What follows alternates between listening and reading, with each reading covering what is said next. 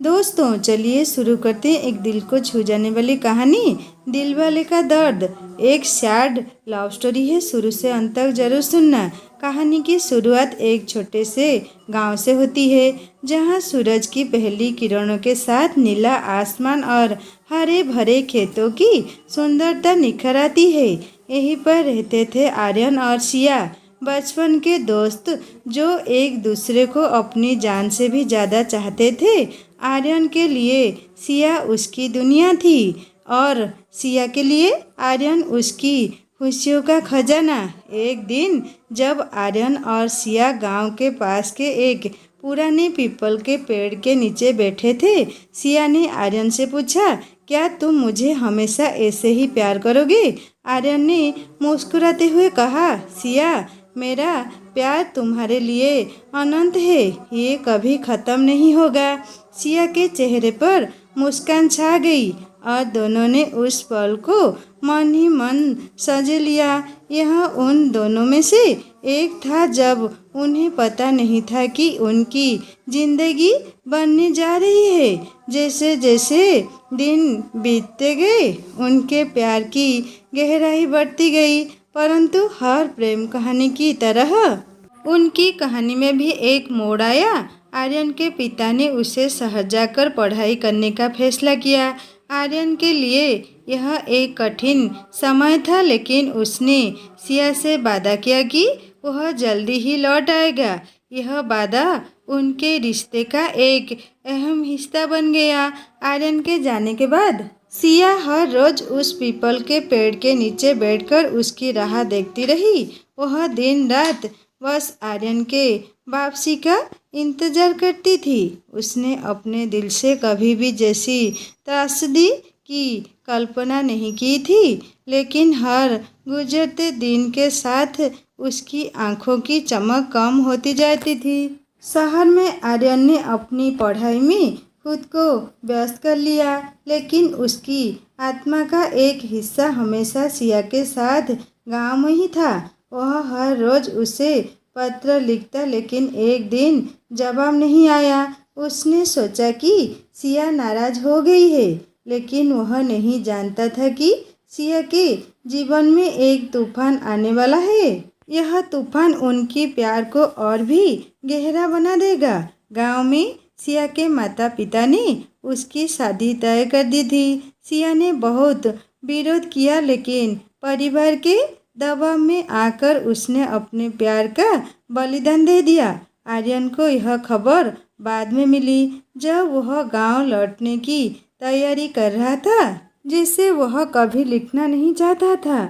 उसने महसूस किया कि उसकी जिंदगी की सबसे बड़ी खुशी उससे दूर जा रही है।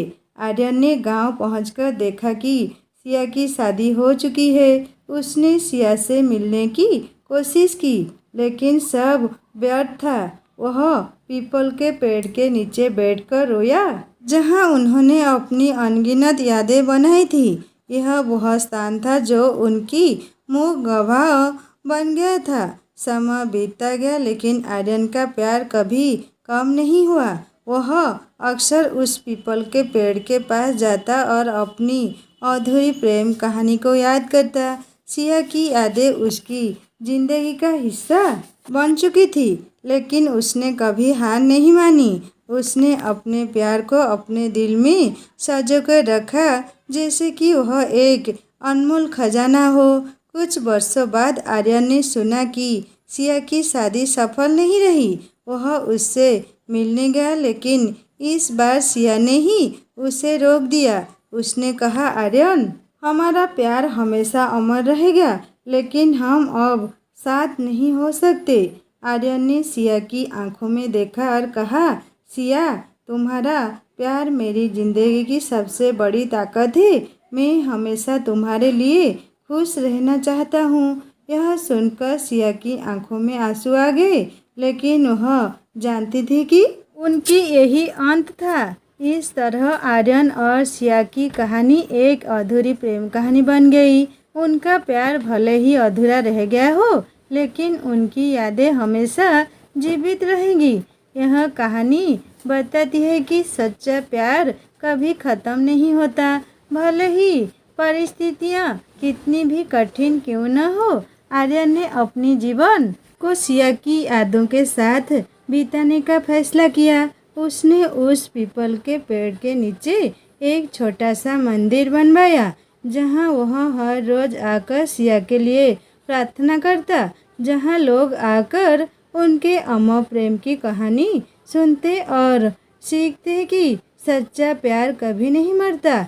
सिया और आर्यन की कहानी एक प्रेरणा बन गई, जो लोगों को सिखाती है कि प्यार की ताकत असीमित होती है।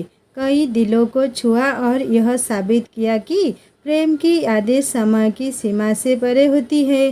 कहानी का यह अंश सिया और आर्यन के अमर प्रेम की गवाही देता है, जो समय की रेत पर अपनी अमिट छाप छोड़ गया। आर्यन ने उस पीपल के पेड़ के नीचे मंदिर बनवाने के बाद अपने जीवन को एक नया मोड़ देने का फैसला किया।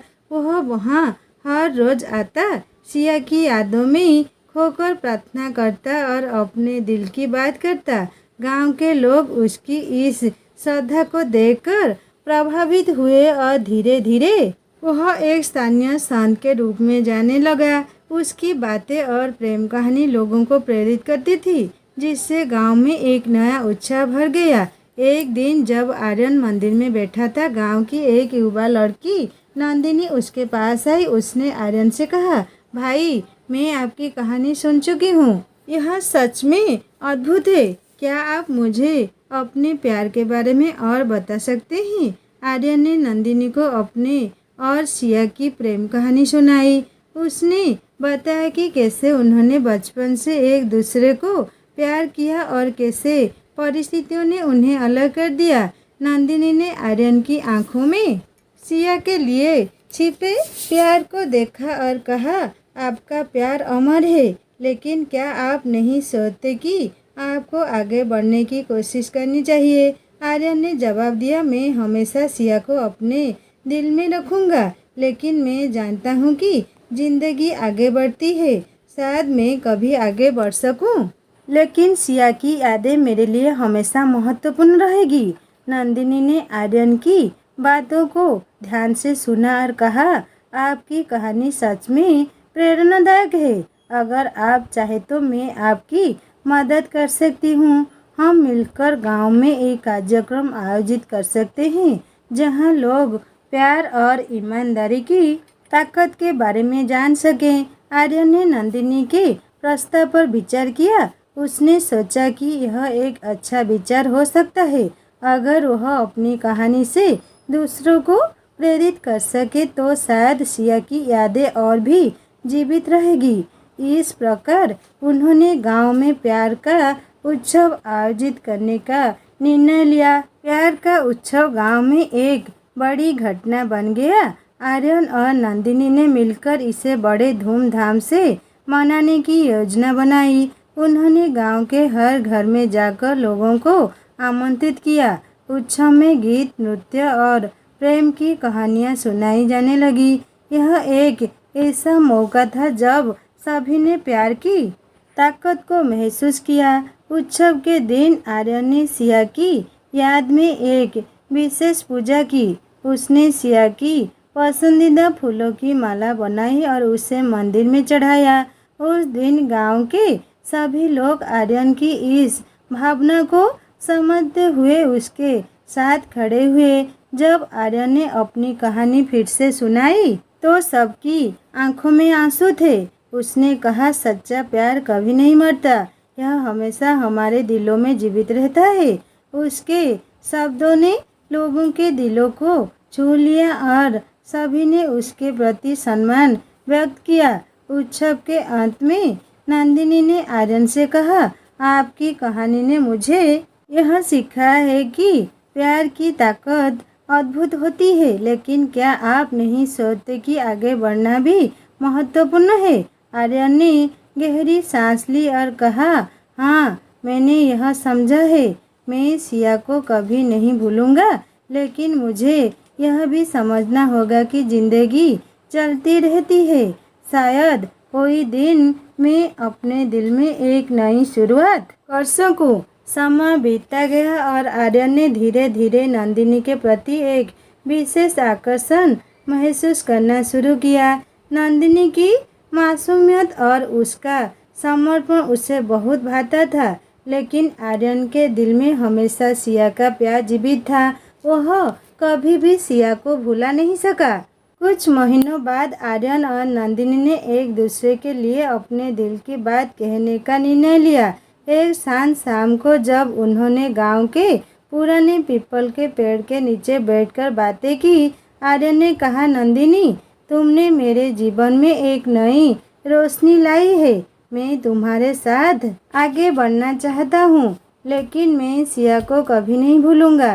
नंदिनी ने मुस्कुराते हुए कहा, मैं समझती हूँ आर्यन, सच्चा प्यार कभी ख़त्म नहीं होता।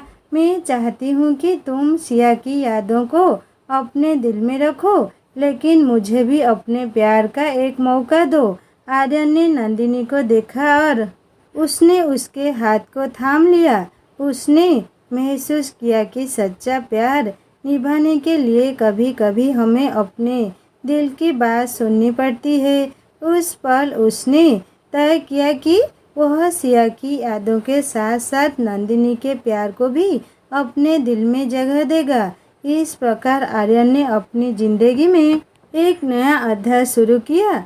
उसने सिया की यादों को अपने साथ रखा, लेकिन नंदिनी के प्यार को भी अपने जीवन में स्वीकार किया।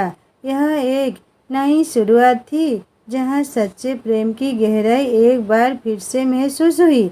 आर्यन की कहानी अब सिर्फ एक लव स्टोरी नहीं थी, बल्कि यह एक प्रेरणा बन गई कि कैसे प्यार हमें आगे बढ़ने की ताकत देता है। प्यार कभी ख़त्म नहीं होता, यह केवल नए रूपों में बदलता है। आर्यन ने अपनी ज़िंदगी को एक नई दिशा दी और यह साबित किया कि सच्चा प्यार हमेशा हमारे साथ रहता है, चाहे परिस्थिति कैसी भी हो। दोस्तों, कहानी को यहीं पर ख़त्म करती हूँ। कहानी कैसा लगा मुझे ज़रूर कमेंट करके बताएगा।